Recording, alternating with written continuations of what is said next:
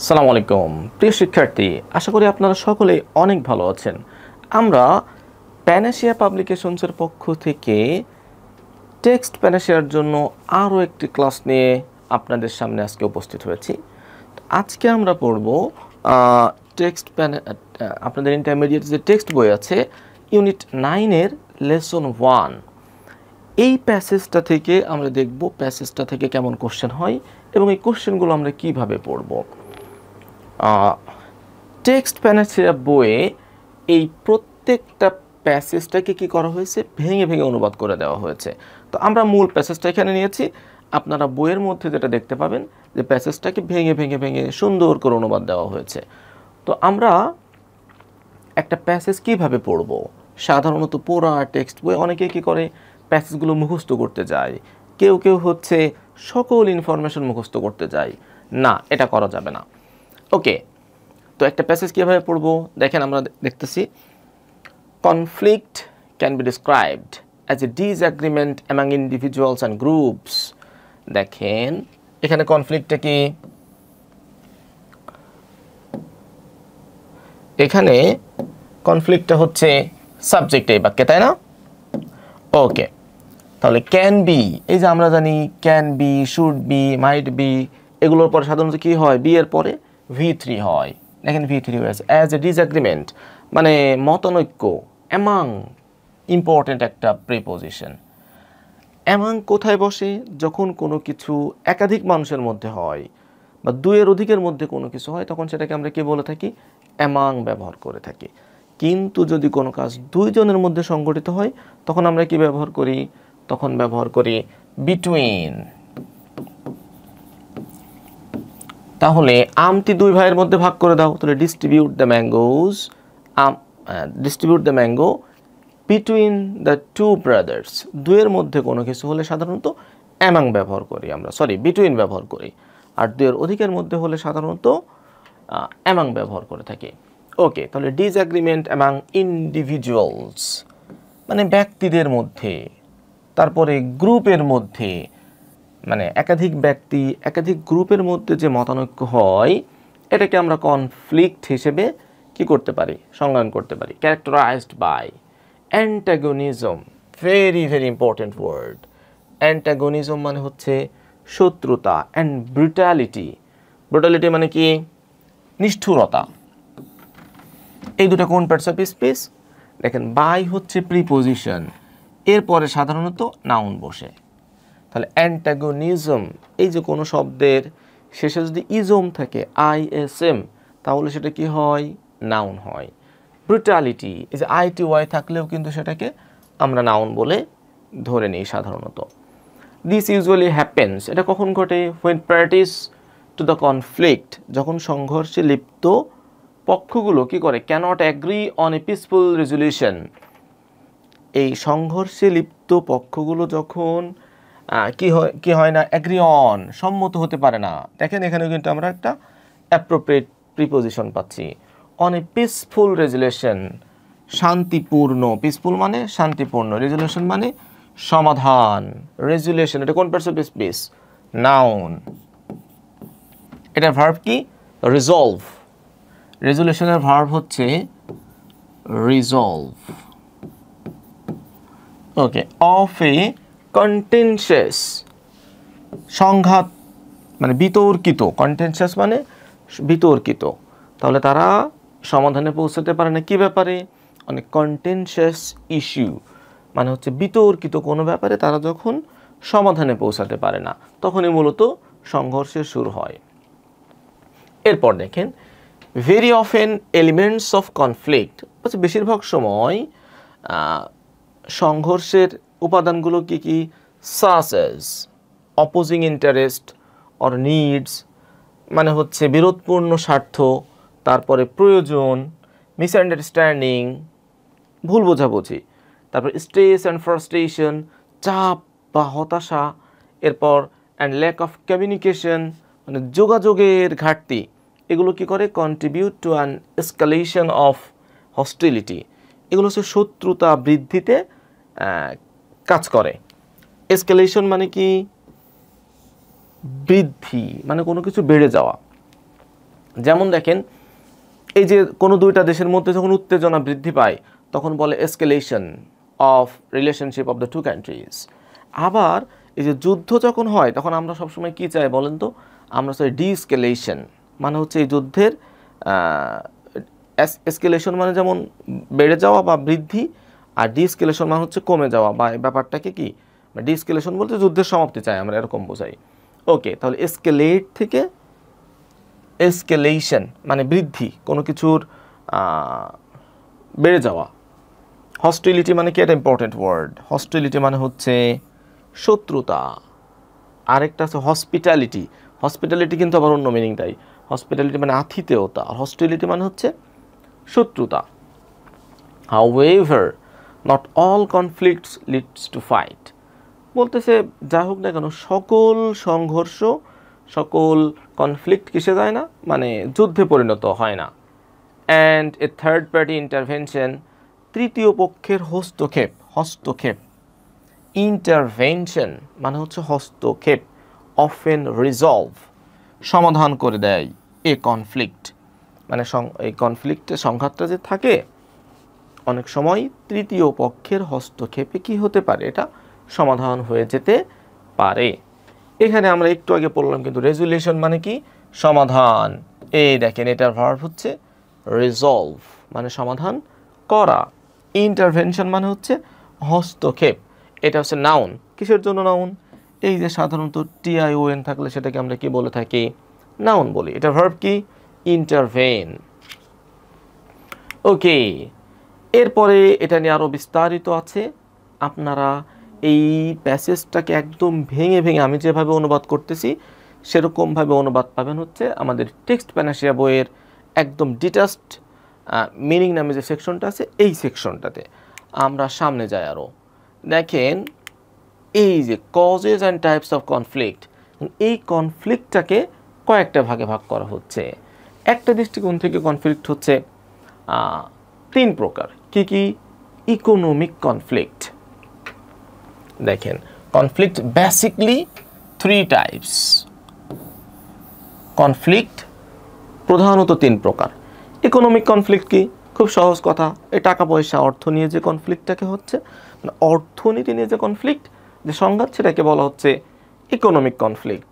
এরপর দেখেন আছে কি ভ্যালু কনফ্লিক্ট, মানে আদর্শিক সংঘাত, মানে আদর্শ নিয়ে যে সংঘাতটা হচ্ছে, এখানে হচ্ছে যে প্রিন্সিপালস নীতি নৈতিকতা বা আদর্শ নিয়ে যে সংঘাতটাকে সেটাকে বলতেছে ভ্যালু কনফ্লিক্ট। ওকে, তারপর আর কি কনফ্লিক্ট আছে?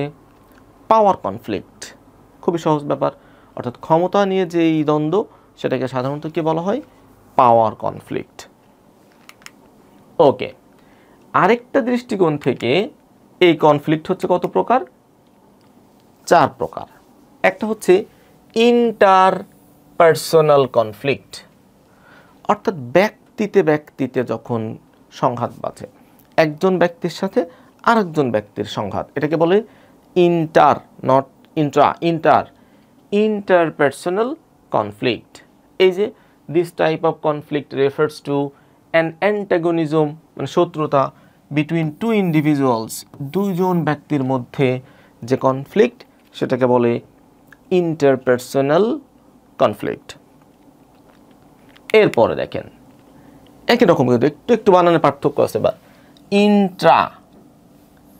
ইন্টারপার্সোনাল কনফ্লিক্ট মানে এই কনফ্লিক্টটা কোথায় ঘটে? একই ব্যক্তির মধ্যে। একই ব্যক্তি যখন কনফ্লিক্টের মধ্যে থাকেন, যেমন আমরা নিজেরা অনেক সময় ধাঁধায় পড়ে যাই, কি আজকে কি রাত্রে পড়বো, এই যে সকালে অনেক সময় ঘুম থেকে ওঠার সময় ঘুমাবো নাকি ঘুমায় থাকবো, মানে উঠে পড়বো নাকি ঘুমিয়ে থাকবো, নিজের মধ্যে এক ধরনের দ্বিধাদ্বন্দ্ব সৃষ্টি হচ্ছে, একটা কনফ্লিক্ট সৃষ্টি হচ্ছে। এই ব্যক্তির মধ্যে যে কনফ্লিক্টগুলো হচ্ছে এটাকে বলা হয় হচ্ছে ইন্ট্রাপার্সোনাল কনফ্লিক্ট। দেখেন এই যে ইট অকার্স উইদিন অ্যান ইন্ডিভিজুয়াল, একজন ব্যক্তি নিজের মধ্যে যে কনফ্লিক্টগুলোতে ভুগতেছেন সেটাকে বলা হয়ে থাকে ইন্ট্রাপার্সোনাল কনফ্লিক্ট। এরপরে কি ইন্ট্রাগ্রুপ আর ইন্টারগ্রুপ। দেখেন এই যে একটা গ্রুপের মধ্যেই একটা দল, এর মধ্যে যদি আবার কনফ্লিক্ট হয় তখন সেটাকে আমরা বলতেছি ইন্ট্রা গ্রুপ কনফ্লিক্ট। আবার দেখেন একাধিক দলের মধ্যে যখন কনফ্লিক্ট হচ্ছে তখন সেটাকে আমরা একটা গ্রুপের সাথে আরেকটা গ্রুপের কনফ্লিক্ট, এটাকে বলতেছে ইন্টার গ্রুপ কনফ্লিক্ট। তাহলে অনেকগুলো কনফ্লিক্টের, আমি আবার বলি, ব্যক্তিতে ব্যক্তিতে সংঘর্ষ হলে সেটাকে আমরা বলতেছি ইন্টারপার্সোনাল, একই ব্যক্তির মধ্যে হলে ইন্ট্রাপার্সোনাল, আবার একই গ্রুপের মধ্যে হলে সেটাকে বলতেছি ইন্ট্রা গ্রুপ। আর একাধিক গ্রুপের মধ্যে যদি সংঘর্ষ হয় একটা গ্রুপের সাথে আরেকটা গ্রুপের, তখন আমরা বলতেছি ইন্টার গ্রুপ কনফ্লিক্ট। ওকে, দেখেন আমরা কিছু কোশ্চেন সলভ করি। যেমন এই কোশ্চেনটা জাহাঙ্গীরনগর বিশ্ববিদ্যালয়ে এসেছে, which is the singular form. এই যে ফেনোমেনন, এই শব্দটা কিন্তু সিঙ্গুলার, এটা আমাদের এই প্যাসেজের মধ্যে আছে। ফেনোমেননের প্লুরাল কি? ফেনোমেনা। ডায়াগনোসিস হচ্ছে প্লুরাল, ঠিক আছে? তাহলে ফেনোমেনন শব্দটা কিন্তু হচ্ছে সিঙ্গুলার। এইটা কিন্তু গত বছর জাহাঙ্গীরনগর বিশ্ববিদ্যালয় এই কোশ্চেনটা এসেছিল। পরে কোশ্চেনটা দেখেন, how does conflict dash our action. এই যে ডাজ দেখতে পাচ্ছি না আমরা, এটা কি? Auxiliary verb. অক্সিলিয়ারি ভার্বের পরে সাধারণত পরবর্তীতে যে ভার্বটা আসে সেটা কোন ফর্মে বসে? প্রেজেন্ট ইনডিফিনিট টেন্সে, বেস ফর্ম। অপশন এ তে আছে V2, সিতে আছে ইনফিনিটিভ, এই যে বিতে কিন্তু হচ্ছে বেস ফর্মে আসে, আর এটা তো আইএনজি যুক্ত। তাহলে how does conflict influence our actions and decisions. Okay, পরের বাক্যে আসি, পরের কোশ্চেনে আসি। ডু ইউ থিঙ্ক কনফ্লিক্টস, এটা verb, dash without anyone being harmed. Option A তে দেখি, ডু ইউ থিঙ্ক ক্যান, আমরা জানি মডেলের পরে কি হয়? ভার্বের বেস ফর্ম বসে, এই জন্য অপশন এ হচ্ছে না। অপশন বিতে দেখেন, এখানে বি ক্যান এরকম বলে কিছু হয় না, ক্যান বি হলে এটা কিন্তু হতে পারতো। অপশন সি দেখি, do you think conflicts can be resolved. Can be, এই যে একটু আগে বললাম, can be, shall be, should be, এগুলোর পরে সাধারণত কি বসে? ভার্বের পাস্ট পার্টিসিপল ফর্ম। এটা কিন্তু ঠিক আছে। তাহলে অপশন ডিতে ইজ বি রিজলভড, এটা আসলে কোনো গ্রামাটিক্যাল স্ট্রাকচারেই পড়তেছে না। ওকে, আমরা পরবর্তী কোশ্চেনে দেখি, কনফ্লিক্ট ইজ অ্যান, আমরা জানি এ অ্যান দিয়ে কখন বসে? আর্টিকেলের এই ভাওয়েলের আগে কি বসে? এ অ্যান দি। এই জন্য আমরা এই যে ভি আছে কনসোনেন্ট, তার আগে তো অ্যান বসে না, সবার আগে আমরা অপশন এটাকে বাদ দিলাম। তাহলে ইনএভিটেবল হতে পারে, ইরিটেবল হতে পারে, ইরিলিভেন্ট হতে পারে। বলতেছে সংঘর্ষ আমাদের জীবনের ড্যাশ একটি অংশ। মূলত কনফ্লিক্ট আমাদের জীবনের অবিচ্ছেদ্য অংশ, মানে নিশ্চিতভাবে অনিবার্য অংশ। তাহলে দেখেন এখানে আছে ইরিটেবল, মানে বিরক্তিকর অংশ না, বিরক্তিকর না, এটা হচ্ছে অবিচ্ছেদ্য বা হচ্ছে অনিবার্য। কনফ্লিক্ট আসবেই আমাদের জীবনে। তাহলে অপশন সি হচ্ছে না। অপশন ডি আছে ইরিলিভেন্ট, অপ্রাসঙ্গিক। কনফ্লিক্ট আমাদের জীবনে অপ্রাসঙ্গিক অংশ না, এটা হচ্ছে অনিবার্য বা যেটা আসবেই। তাহলে কি হবে? এটা ইনএভিটেবল। ইনএভিটেবল মানে যেটা অনিবার্য। 31, conflict is an inevitable part. এই পার্টটা কোন পার্টস অফ স্পিচ?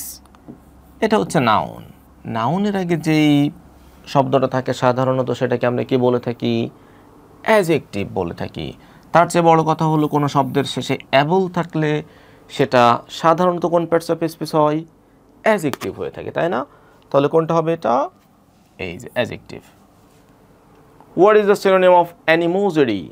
এটা কিন্তু গত বছর ঢাকা বিশ্ববিদ্যালয় এসেছে, অ্যানিমোসিটি, টেক্সট বইয়ের সরাসরি ওয়ার্ড। দেখেন আমরা কিন্তু ভোকাবুলারি নিয়ে প্রচণ্ড রকমের চিন্তায় থাকি যে ভাই কোনটা আসবে। তো টেক্সট বইয়ের ভোকাবুলারি কিন্তু সবচেয়ে বেশি গুরুত্বপূর্ণ। টেক্সট বইয়ের ভোকাবুলারি থেকে ঢাবিতে বলেন অথবা অন্যান্য যে কোনো বিশ্ববিদ্যালয়ে কিন্তু কোশ্চেন রেগুলার হয়ে থাকে। তাহলে অ্যানিমোজিটি মানে কি? শত্রুতা। তাহলে কোনটা হবে? হারমোনি মানে হচ্ছে সম্প্রীতি, এটা হচ্ছে না। সিরিনিটি মানে হচ্ছে নীরবতা, এটাও হচ্ছে না। অ্যামিটি মানে হচ্ছে বন্ধুত্ব, এটাও কিন্তু হচ্ছে না। এনমিটি মানে হচ্ছে শত্রুতা। তাহলে অ্যানিমোজিটি মানেও শত্রুতা, এনিমিটি মানেও হচ্ছে শত্রুতা। আমরা পরের স্লাইডে আসি। The word অ্যান্টাগনিজম। অ্যান্টাগনিজম শব্দের অর্থ কি? এটা তো দেখেই বোঝা যাচ্ছে, এর মধ্যে একটা অ্যান্টি অ্যান্টি ভাব আছে না? এই যে অ্যান্টি, অ্যান্টি মানে কি? বিরোধিতার একটা ব্যাপার। তাহলে কোঅপারেশন মানে সহায়তা, লায়েবল মানে দায়ী, ট্রেপিড মানে কি? ভীতু, অ্যানিমোজিটি মানে হচ্ছে আপনার শত্রুতা। অ্যান্টাগনিজম বিরোধিতা, অ্যানিমোজিটি মানে শত্রুতা বা বিরোধিতা। অ্যাগ্রেসিভ, এটা তো আমরা সহজ ওয়ার্ড। অ্যাগ্রেসিভ মানে কি? আক্রমণাত্মক। অ্যাগ্রেসিভের মিনিং কোনটা তাহলে? টার্মিনেশন মানে হচ্ছে শেষ, কনফ্লিক্ট মানে সংঘর্ষ, ইনকার্সিভ মানে হচ্ছে আক্রমণাত্মক, আর সাফোকেট মানে তো আমরা জানি, সাফোকেট মানে কি? যে দম বন্ধ হয়ে যাওয়া। এই যে আমরা বলি না যে যখন আটকা রুমের মধ্যে থাকি তখন আমরা বলি আমরা সাফোকেটিং ফিল করতেছি, সাফোকেটেড লাগতেছে, তার মানে দম বন্ধ হয়ে গেলে ওটাকে বলে সাফোকেট। ওকে, দেখেন টেক্সট প্যানাসিয়া বইয়ে আরও কি করা হয়েছে? এই যে কনফ্লিক্ট, এটা একটা প্যারাগ্রাফ আসতে পারে। সাধারণত রিটেনে আমাদের কি হয় ঢাকা বিশ্ববিদ্যালয়ে? টেক্সচুয়াল প্যারাগ্রাফগুলোই পরীক্ষায় এসে থাকে। এই জন্য প্রত্যেকটা লেসনের পরে আপনার হচ্ছে ছোট্ট করে একটা প্যারাগ্রাফ, এই লেসনের সাথে সংশ্লিষ্ট কি প্যারাগ্রাফ আসতে পারে সেরকম একটা প্যারাগ্রাফ কিন্তু আমরা টেক্সট প্যানাসিয়া বইয়ের মধ্যে এই লেসনে আছে। ইউনিট 9 লেসন 1 আপনারা পাবেন। তো প্যারাগ্রাফটা এখান থেকে আপনি পড়ে নিতে পারেন। এরপরে আরও কি আছে? আমাদের টেক্সট বই প্রচুর পরিমাণে এক্সারসাইজ দেওয়া আছে। আমরা যারা শিক্ষার্থী, আমরা টেক্সট বইয়ের এই এক্সারসাইজগুলো নিজেরা সলভ করতে পারি না অনেক ক্ষেত্রেই। এই কথা বিবেচনা করে টেক্সট প্যানাসিয়াতে কি করা হয়েছে? এই এক্সারসাইজগুলো সুন্দর করে সমাধান দেওয়া রয়েছে। আপনার কাজ হচ্ছে জাস্ট একবার মনোযোগ সহকারে পড়লেই হয়ে যাবে। যেমন দেখেন বলতেছে এই ওয়ার্ডগুলোর, এই যে অ্যান্টাগনিজমের অ্যাডজেক্টিভ কী হবে, এসকেলেশনের ভার্ব কী হবে, এই প্রত্যেকটা এক্সারসাইজের অসাধারণভাবে সমাধান উপস্থাপন করা হয়েছে টেক্সট প্যানাসিয়া বইয়ের প্রত্যেকটা লেসনের শেষে। যেমন দেখেন, তাহলে অ্যান্টাগনিজম এই শব্দটা কোন পার্টস অফ স্পিচ? নাউন। এটার অ্যাডজেক্টিভ হচ্ছে অ্যান্টাগনিস্টিক। ঠিক আছে, ইভেন দেখেন সেন্টেন্স মেকিং পর্যন্ত এই এক্সারসাইজ ভোকাবুলারিগুলো দিয়ে কিন্তু দেওয়া হয়েছে। হস্টিলিটি, এটা নাউন, এটা অ্যাডজেক্টিভ হচ্ছে হোস্টাইল। তারপর দেখেন এসকেলেশন, এটা নাউন, এটা ভার্ব হচ্ছে কি? এসকেলেট মানে বৃদ্ধি পাওয়া। কন্টেনশিয়াস, এটা অ্যাডজেক্টিভ, এটা ভার্ব কি? Contention, noun. আচ্ছা, কন্টেনশন হচ্ছে নাউন। হারমোনি, এটা নাউন, এটার ভার্ব হচ্ছে হারমোনাইজ। তারপর দেখেন ইন্টারভেনশন, এটা হচ্ছে নাউন, এটার ভার্ব কি হবে? ইন্টারভেন। এগুলো কিন্তু এমসিকিউতে চলে আসার সম্ভাবনা খুবই বেশি। তারপরে দেখেন আইডিওলজিস, এটার অ্যাডজেক্টিভ হচ্ছে আইডিওলজিক্যাল। ডিসরাপ্ট, এটার ভার্ব, এটা হচ্ছে ভার্ব, এর নাউন হচ্ছে ডিসরাপশন। রেজলিউশন, এটা হচ্ছে নাউন, এটার অ্যাডজেক্টিভ হচ্ছে রেজলিউট। প্রত্যেকটা ওয়ার্ডের কী দেওয়া রয়েছে? আবার সেন্টেন্স মেকিং দেওয়া রয়েছে। এই ওয়ার্ডগুলো এমসিকিউ এর জন্যও যেমন গুরুত্বপূর্ণ, ওয়ার্ড মিনিং হিসেবে আসতে পারে, পাশাপাশি রিটেনের সেন্টেন্স মেকিংয়েও কিন্তু আসার সম্ভাবনাটা অত্যন্ত বেশি। এরপরে দেখেন, তাহলে আমরা কি করব? টেক্সট প্যানাসিয়া বই থেকে প্যাসেজগুলো সুন্দর করে অনুবাদ রয়েছে, ডিটাচড মিনিংয়ের ওখানে দেখবেন একদম ভেঙে ভেঙে খুব ভালোভাবে অনুবাদ করে দেওয়া রয়েছে। তো আমরা এই অনুবাদগুলো পড়ব। এরপর সবচেয়ে ইম্পর্টেন্ট ওয়ার্ড কোনগুলো সেগুলো আবার ওয়ার্ড মিনিংয়ের ক্যাটাগরিতে দেওয়া রয়েছে, এই ওয়ার্ড মিনিংগুলো পড়তে হবে। আবার প্রত্যেকটা লেসনের সাথে টেক্সট প্যানাসিয়া বইয়ে রিটেন কী কী ইম্পর্টেন্ট, এই প্যাসেজ থেকে রিটেন কী কী আসতে পারে তার কিন্তু একটা অংশ দেওয়া রয়েছে।